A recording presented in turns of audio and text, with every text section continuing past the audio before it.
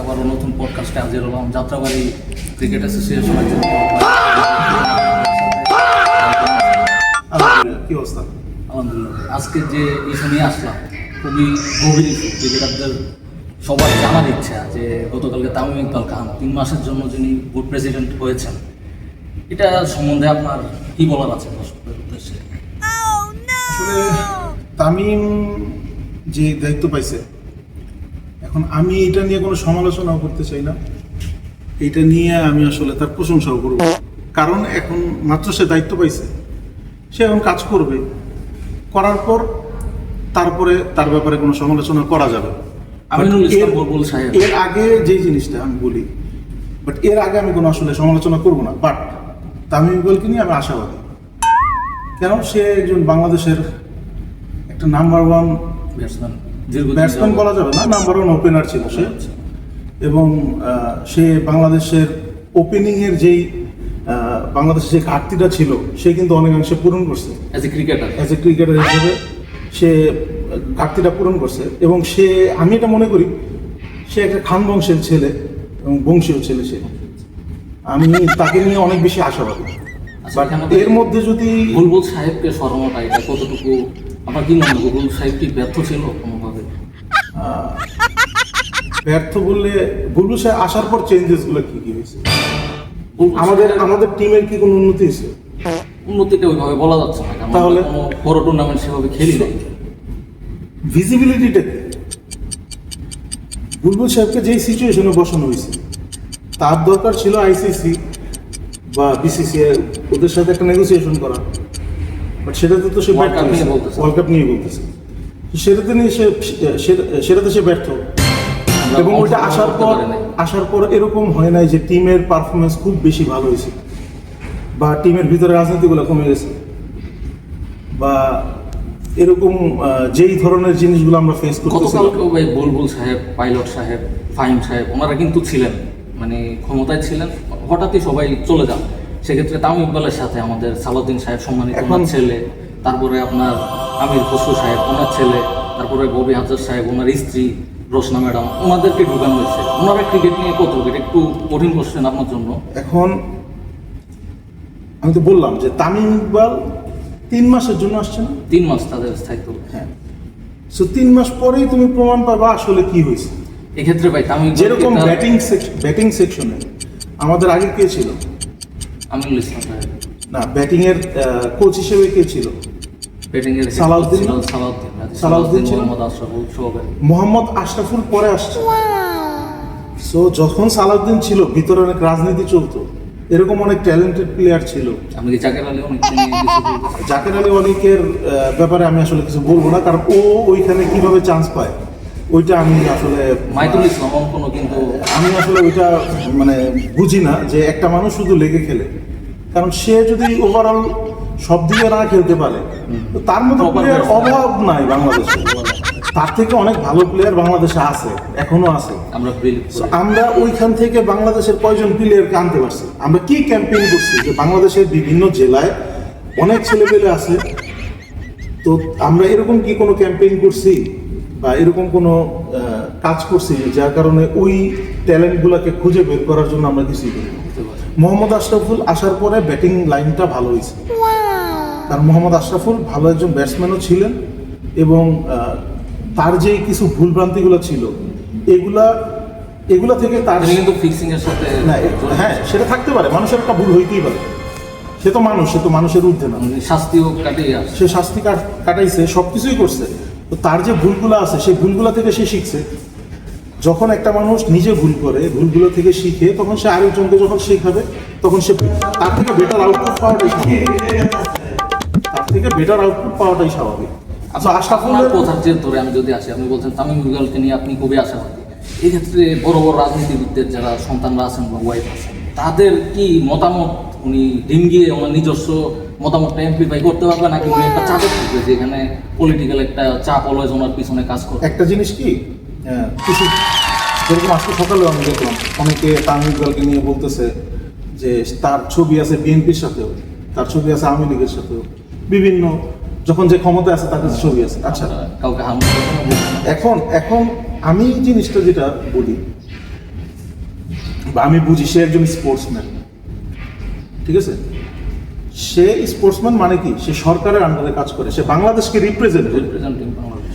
বাংলাদেশের যখন যে ক্ষমতায় আসবে সে একজন আমি যদি তাকে একজন সরকারি চাকরিজীবী মনে করি, তো ধরো এবার আওয়ামী লীগ চলে গেছে, বিএনপি আসছে, সরকারি চাকরিজীবী কি চাকরি চলে গেছে?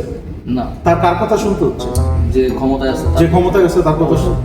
সো তার সাথে সবার ছবিটা মানে কি, সে বাংলাদেশকে রিপ্রেজেন্ট করতেছে, যে ক্ষমতায় আসুক তার এটাতে কোনো সে বদার করেন না এটাকে। এক্ষেত্রে ভাই তামিমের সে ঐতিহাসিক দিনটা, যেদিন সে কেঁদে বলেছিল আমাকে ভুলে যায় না আপনারা, ওয়ার্ল্ড কাপের আগে সে একটা ক্যাপ্টেন সেভাবে পদত্যাগ করলো, এটা নিয়ে আপনার না না, তুমি শোনো, আমি তোমার একটা জিনিস বলি। মানুষের ব্যক্তিত্ব বলে একটা মানে কথা আছে, একটা মানুষের সেলফ রেসপেক্ট, এটা থাকা প্রত্যেকটা মানুষের দরকার। আমি যদি আমাকে সম্মান না করতে পারি, আমাকে কেউ সম্মান করবে না। হ্যাঁ, তামিমের অনেক হেটার আছে, আবার সাকিবের অনেক হেটার আছে, আমি ওইদিকে যাচ্ছি। বাট তামিম যেই জিনিসটা, যখন তামিম আমাদের ওপেনিংয়ে যখন আমরা ডিজাস্টার মোমেন্টে ছিলাম, তখন তামিম বিধ্বংসী ব্যাটসম্যান হয়ে আমাদের ওপেনিং শুরু করছে। প্রথম ওভারে 4 মারার মতো আমাদের কোনো প্লেয়ার ছিল না, প্রথম ওভারে 4 উইকেট দেওয়ার মতো আমাদের প্লেয়ার ছিল। চামিন্দাবাজার 1 ওভারে 4 উইকেট দিয়ে আসছে বাংলাদেশ। হ্যাঁ, প্রথম ওভারে 4 তো এটা কল্পনার বাইরে। প্রথম ওভারে সব লিভ করতো, একটা শট ছিল ফার্স্ট বলে, সবার একটাই কাজ ছিল বলটাকে লিভ করা। তো বোলাররা অনেক ভালো ছিল, বা বলে বলার ভালো ছিল। তামিম ইকবালকে আর আজকের লোক, তামিম ইকবাল 2006 সালে যখন ইন্ডিয়াকে হারাইল, সেই সূচনা তামিমের। তামিমকে পরিচিত লাভ করো। তামিম যখন বিধ্বংসী ব্যাটসম্যান, তখন থেকে সে কিন্তু ওইটাই ছিল। হ্যাঁ, তার ভিতরে ম্যাচুরিটি যখন আসছে, সে তখন অ্যাগ্রেসিভলি না, সে তখন চিন্তা ভাবনা করে খেলা শুরু করছে, একটু দেখে খেলা শুরু করছে, ওইটা মানুষের কাছে ভালো লাগে না। আর কিছু কিছু মানুষ ছিল, যখন তামিম আসছে আর যখন আমাদের বাংলাদেশের একটা সিচুয়েশন ছিল, যেই সিচুয়েশনে বাংলাদেশ ভালো খেলতো না, বাট আমরা কিন্তু সাপোর্ট করতাম। অবশ্যই বাংলাদেশ প্রত্যেকটা ম্যাচ হারতো, তারপরে আমরা সাপোর্ট করতাম। আস্তে আস্তে আস্তে আস্তে বাংলাদেশ যখন উন্নতি হয়েছে, ওই দিনগুলো কিন্তু অনেক মানুষ দেখে নাই। আমাদের তখন কিন্তু অনেক মানুষ ছিল না। এখন বর্তমানে যারা চিল্লায়, ধরো তামিম ইকবাল নিয়ে যারা চিল্লায়, তারা কিন্তু ওই সময় ছিল না। ওই সময় হয়তো ছোট ছিল, হয়তো ডাইপার থেকেও তখন সে আলাদা হয় নাই। তো সে এখন জাজ করতেছে তামিমকে, কারণ সে তো দেখে নাই, আমরা তো দেখছি, আমরা তো ওই পর্যায়টা, ওই ইমোশনটা আমরা ফিল করতে পারি। আমরা দেখছি বাংলাদেশ কোথা থেকে কোথায় গেছে, আবার কোথা থেকে কোথায় নামছে, এটা আমরা দেখতেছি। আচ্ছা, আমরা সবগুলো সাক্ষী। লাস্ট একটা কোশ্চেন তো আমি শেষ করি এটা। সো যেহেতু তারা এটা দেখে নাই, সো তামিমকে নিয়ে তারা বিভিন্ন ধরনের আলোচনা করতে পারে, সমালোচনা করতে পারে, মানুষের হেটার থাকবেই, ঠিক আছে? তো আমরা ওদিকে যাচ্ছি না। তবে তামিম ইকবাল আমার পছন্দ, এবং সাকিবুল হাসানকে আমার পছন্দ। অবশ্যই বাংলাদেশের যেহেতু তারা বাংলাদেশকে রিপ্রেজেন্ট করে, আমি তামিমের হেটারও না, আমি সাকিবের হেটারও না, বাট আমার নিজস্ব কিছু পারসেপশন আছে, বা আমার কিছু পয়েন্ট অফ ভিউ আছে। সেই পয়েন্ট অফ ভিউ থেকে আমি মনে করি সে একজন খান ফ্যামিলির ছেলে, এবং তার আচার আচরণ বা বিপিএল যখন সে জিতল, সে যে ধরনের কথাবার্তাগুলো মিডিয়ার সামনে বলছে, তো তাতে বোঝা যায় সে একজন ম্যাচিউর এবং সে একজন বংশীয় ছেলে। মাঠে কিন্তু তার অঙ্গভঙ্গি আপনি দেখবেন, সাকিব আউট করে বিভিন্ন সাব্বির রুম এটা থাকবে। এটা একটা ফিল্ডের যে মোমেন্টাম অনেক গরম থাকে, ম্যাচ হিট বলতেছে। হ্যাঁ, একটা কারণ এটা তো একটা কম্পিটিশন, ওইখানে অনেক কিছু হয়। এটা আমাদের মধ্যে হয়েছে, বেস্ট ফ্রেন্ডদের মধ্যে চিল্লাচিল্লি মারামারি পর্যন্ত চলে গেছে, বাট খেলাটা যখন শেষ হয়েছে আমরা গলায় ধরে আবার আড্ডা দিছি। সো ওইটা ফ্যাক্ট না। ফ্যাক্ট হলো তামিম আর সাকিব, যেমন এখন তামিম আছে বর্তমানে, এই সেম পজিশনে যদি সাকিব থাকতো তাইলে হয়তো আমার কিছু বলার ছিল। যেহেতু তামিম আছে, আমি তামিমকে দেখবো যে 3 মাসে সংক্ষেপে আমি আশাবাদী।